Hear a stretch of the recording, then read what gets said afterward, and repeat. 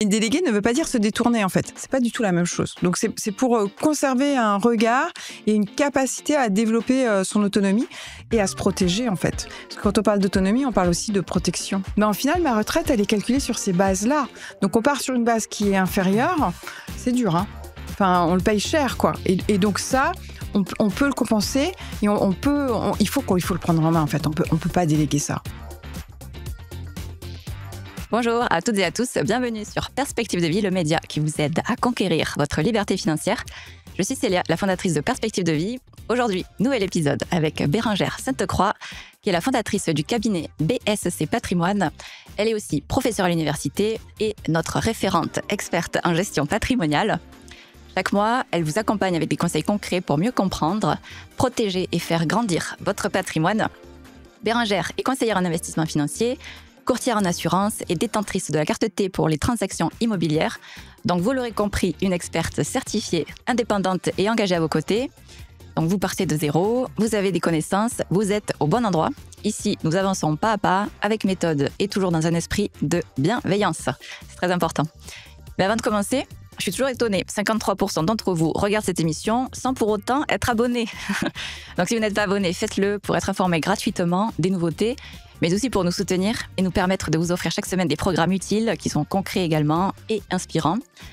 Place à l'épisode du jour. Argent et indépendance, pourquoi les femmes doivent s'occuper de leurs finances dès maintenant. Donc Bérengère, on a vu dans un épisode précédent que autour de l'argent, sujet financier, investissement, il y a beaucoup de peur, beaucoup de freins et qu'on a vu comment lever ces freins dans l'épisode précédent. Et vous qui nous écoutez, allez regarder l'épisode précédent. Et donc là, on va voir pourquoi c'est vraiment essentiel que, notamment les femmes, et vous tous qui nous écoutez, hommes-femmes, peu importe, mais c'est vrai que statistiquement, c'est tout de même les femmes qui s'intéressent beaucoup moins au sujet financier. Donc pourquoi est-ce que les femmes doivent s'intéresser dès maintenant à leurs finances ? Pour assurer leur autonomie. Et ça, c'est important, c'est par rapport à de la liberté. Elles doivent s'en occuper parce que ce gain de liberté, c'est un gain de confiance. Et alors, ça peut être tabou dans les couples, mais en fait, c'est quand même incroyablement important parce que ce gain de liberté, en réalité, normalement, ça n'améliore que la relation. Oui. Bon, là, on va toucher sur des points sensibles. Non, mais c'est pour assurer leur autonomie, en fait. Je suis pas la bonne, la bonne pour témoigner, là. Non, c'est vraiment incroyablement important. C'est pour... Je sais pas le dire mieux, en fait, c'est pour être libre. Alors, j'ai du mal à le dire autrement parce que moi, je suis incroyablement libre et pour le coup, c'est un sujet que je n'ai jamais délégué à personne. Ouais. Que j'ai pu partager, ou qu'on peut déléguer sur certains sujets, mais déléguer ne veut pas dire s'en détourner. C'est pas la même chose, en fait. Effectivement, on peut déléguer au même titre que, notamment quand on est en couple, le conjoint peut déléguer sur nous certaines choses, notamment du budget, on en avait déjà parlé, mais déléguer ne veut pas dire se détourner, en fait. C'est pas du tout la même chose. Donc, c'est pour conserver un regard et une capacité à développer son autonomie et à se protéger, en fait. Parce que quand on parle d'autonomie, on parle aussi de protection. Et on va en voir, parce que sur les femmes, on a des données qui sont quand même très concrètes. C'est-à-dire que les femmes ont en moyenne 35% de patrimoine en moins que les hommes. On sait que sur la rémunération, elles sont en moyenne payées 22% de moins que les hommes. Cette rémunération, qu'est-ce qu'elle va déterminer ? Le seuil sur lequel on va calculer la retraite. La retraite, c'est alors je ne veux pas vous dire de bêtises, je regarde mes sources. Deux choses. 80% des femmes se retrouvent seules à la retraite. Ouais. Avec une retraite qui va être 40% inférieure à celle des hommes. Malheureusement, statistiquement, messieurs, c'est vous qui décédez en premier. De surcroît. Donc, ouais. Et donc... parce que tu disais seul seul pour différentes raisons. Seul en tout cas dans leur foyer en termes de revenus, séparés, exactement. Donc du coup c'est quand même lourd parce que on a la double peine, c'est-à-dire que pendant sa vie on a généré du patrimoine parce qu'on a quand même souvent eu des revenus, on ne s'en est pas du tout occupé, mais du coup comme on s'en est pas occupé, à un moment donné on se retrouve seul avec des revenus qui vont être inférieurs. Oui. Dur, injuste. Ouais. Dur.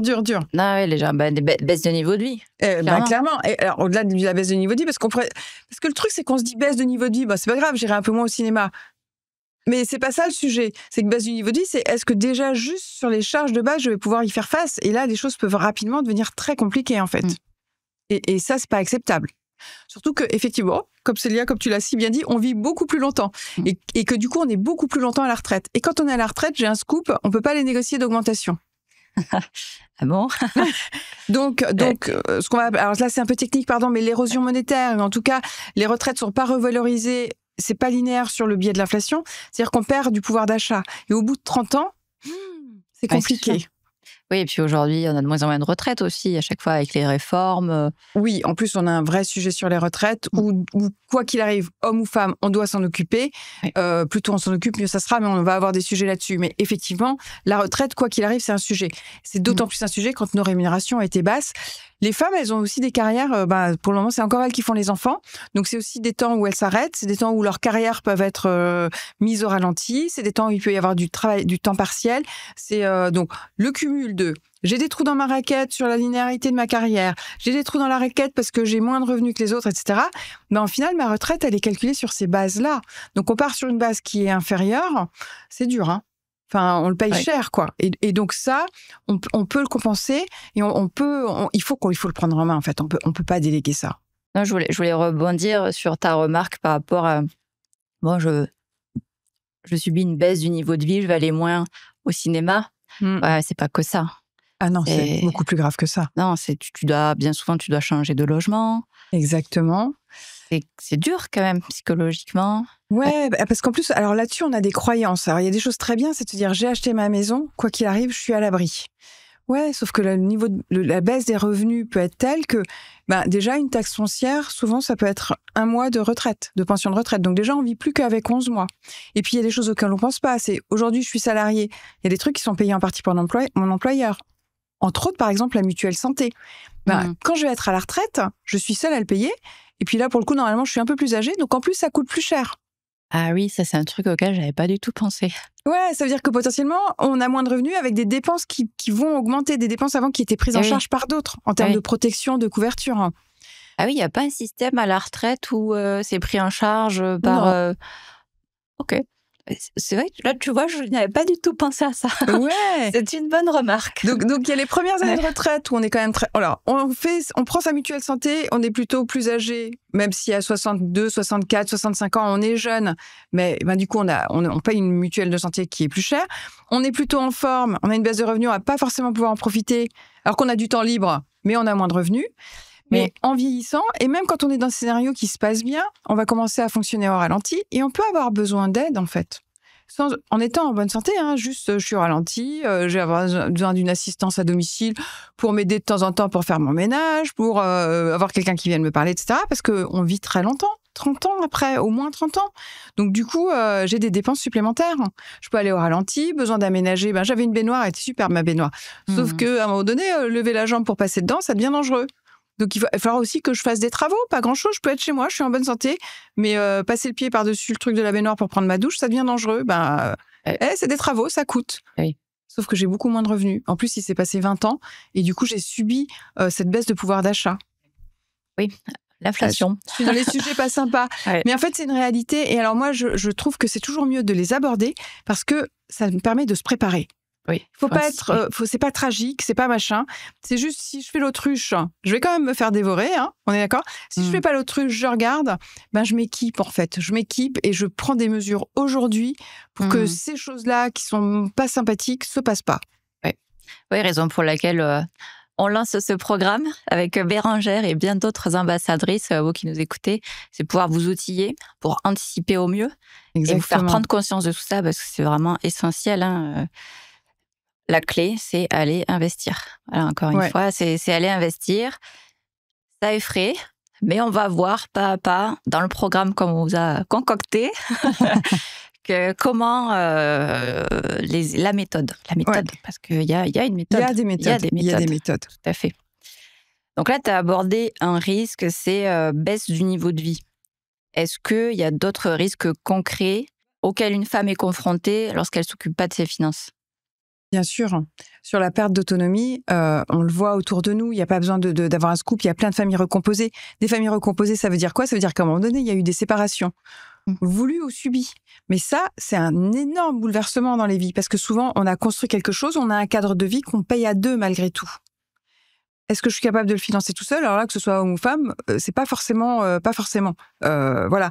Et donc, du coup, c'est un bouleversement. C'est-à-dire qu'à un moment donné, bon, certes, je vais pas être capable de continuer à vivre dans le même endroit parce que j'ai pas les moyens de le récupérer. Mais est-ce que j'ai pas les moyens de vivre dans le même endroit? Vraiment, là, mon chez moi, je vais pas pouvoir le financer tout seul. Mais au-delà de ça, est-ce que je suis capable de vivre dans le même quartier? Est-ce que je suis capable de prendre en charge mes enfants? C'est dur, hein. Enfin, et du coup, c'est un bouleversement qui est très inquiétant parce que ce soit voulu ou subi, à un moment donné, on est confronté à des difficultés pour lesquelles on ne s'était pas posé de questions. Et c'est déjà, est-ce que je vais être capable de supporter cette séparation, de la supporter financièrement? C'est-à-dire qu'à un moment donné, vraiment, est-ce que je ne suis pas en danger financièrement? Voilà. Et donc, de s'occuper de son patrimoine, même quand tout va bien, il ne s'agit pas de s'en occuper pour se dire, au cas où on se séparait, parce que là, on attaque le truc par le négatif, mais je suis autonome, et du coup, c'est ce que je l'avais déjà dit, à partir du moment où je valorise mon autonomie, si je suis là, c'est parce que je l'ai vraiment choisi, donc c'est vraiment mieux pour notre couple. Mais si les choses devaient mal tourner, du coup, ça permet à tout le monde de mieux le vivre aussi, et en tout cas d'être déjà en sécurité financière, c'est déjà un truc qu'on n'a pas à gérer, parce qu'on a plein d'autres trucs à gérer quand on se quitte qui peuvent être difficiles. Voilà. La séparation, ça c'est un vrai sujet, oui. C'est compliqué. Quand on a, mesdames, bien souvent, quand vous n'avez rien préparé, vous n'avez pas constitué un patrimoine de votre côté, vous n'avez pas investi de votre côté, là on tombe d'une falaise, voilà, on tombe de la falaise. C'est dur, parce qu'en fait on devient vulnérable parce qu'on a plein de remises en cause déjà très personnelles. On peut avoir plein de remises en question très personnelles et viennent s'ajouter à ça des difficultés ou des complications qui peuvent être financières. Ça fait, pour le coup, la charge mentale, ça fait beaucoup à gérer en même temps parce que c'est et intellectuel et émotionnel. Et si au moins, j'ai envie de dire, on a verrouillé d'un certain côté sa sécurité financière, au moins on est disponible pour gérer le reste qui est émotionnel, etc. et faire face. Oui. Non, mais moi je peux témoigner aussi à titre personnel. J'accepte de partager. C'est l'objectif de la chaîne aussi, c'est d'être transparent, partager ses propres expériences pour pouvoir provoquer des prises de conscience chez les autres. Moi-même, si je me lance dans toute cette aventure, si je m'intéresse à tous ces sujets, ce n'est pas anodin. Quand moi, j'étais avec un compagnon, on vivait très bien, très belle situation tous les deux, très bel appartement. Du jour au lendemain, monsieur part. L'appartement, je peux plus l'assumer toute seule. Je suis toute seule dans l'appartement, c'est plus possible. Donc là, tu te rends compte que non, en fait, l'appartement, je vais pas garder ça. Il faut que je parte, il faut que je déménage, en fait. Et c'est ça la réalité. Un tsunami, ouais. Et à l'époque, oui, effectivement, tu t'intéresses pas à tous ces sujets-là, tu travailles. Tu dis, je gagne un salaire, je gagne bien de ma vie, je suis indépendante, je suis autonome. Exactement. Voilà. Mais non, en fait, non. Non, c'est compliqué. Et là encore, c'est dur, hein, Célia, t'en as fait l'expérience. Et pour les femmes qui, en plus, ont des enfants, et oui. Ça ajoute moi, j'avais pas d'enfants. Et déjà, c'est dur. Oui. Et déjà, c'est dur. Et quand on a des enfants, on se dit, mais est-ce que je vais réussir à tout assumer ? Parce que des enfants, c'est extraordinaire, mais ça coûte cher. J'en ai quelques-uns, donc je le sais. Et on veut toujours le meilleur. Et de se dire, est-ce qu'à un moment donné, je vais être obligée d'hypothéquer leur avenir ? Voilà, ça, c'est pas acceptable. Ça, on n'y arrive pas. Et donc, du coup, et ça peut être très, très dur. Oui, c'est sûr. Donc, mesdames, il faut prendre en main ses finances, ne pas déléguer à monsieur. Voilà. Alors, déléguer, pourquoi pas, mais ça ne veut pas dire ne pas regarder et ne pas en parler. Oui. Et ne pas faire ses propres investissements aussi, ne pas gérer pour soi-même, ne pas se constituer son propre patrimoine. Ouais, il faut faire. En fait, comment dire, déléguer ne veut pas dire abandonner le terrain. Oui. On peut avoir un partage des tâches, on peut se dire, toi tu vas t'occuper de ça, toi tu vas t'occuper de ça, mais ça ne veut pas dire abandonner le terrain. Ça veut dire qu'on peut en parler, ok, j'ai délégué, mais du coup, on fait quoi concrètement ? On fait quoi concrètement ?